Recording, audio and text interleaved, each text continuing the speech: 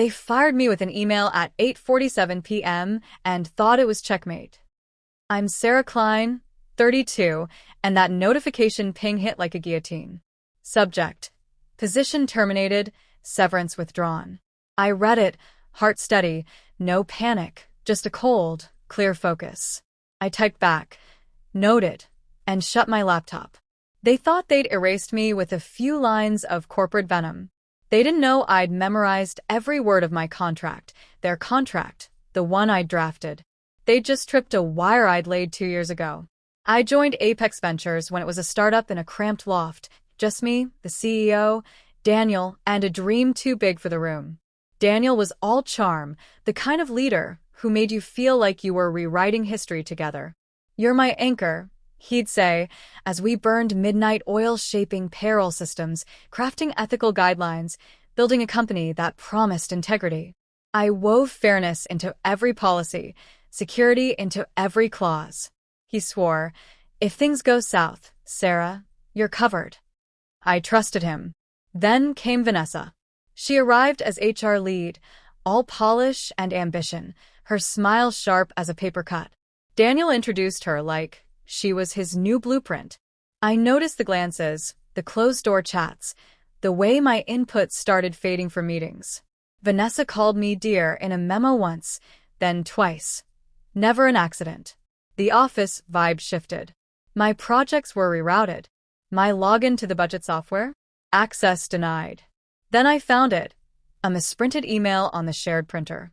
Daniel and Vanessa's signatures on a restructuring plan. My role, obsolete. Hers, Chief Strategy Officer. I didn't storm their offices. I got surgical. Every late-night email Daniel sent, every policy Vanessa sidestepped, I saved.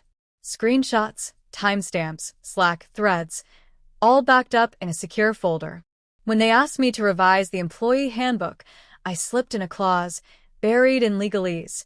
Termination without documented cause triggers full severance per the original agreement. Unilateral severance cancellation incurs triple penalties, subject to legal review. It was a quiet grenade. They signed it without a glance. That night, Vanessa's email, her smug digital dagger, violated that clause. She didn't fire me. She breached a binding contract. I let it sit. At dawn, I forwarded her email to the company's attorney with a note. Please review Section 7, Clause C of my employment agreement. By 9:30 a.m., the board was in session. I wasn't there, but my phone buzzed with updates from colleagues. The lawyer read my clause aloud, each syllable a hammer. Daniel's face drained of color.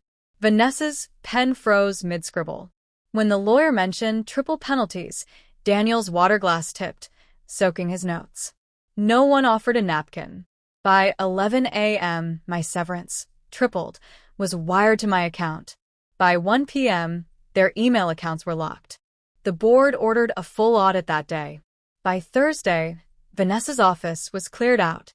Daniel resigned by Monday, a press release spinning it as personal reasons. Too late.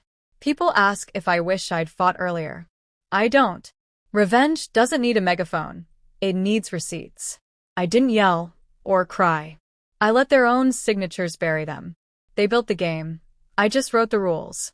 Now, their LinkedIn profiles are vague shadows of their former titles, while my bank account glows.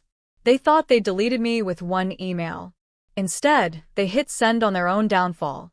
I sip my coffee, check my balance, and smile. The victory's quiet, but it's mine.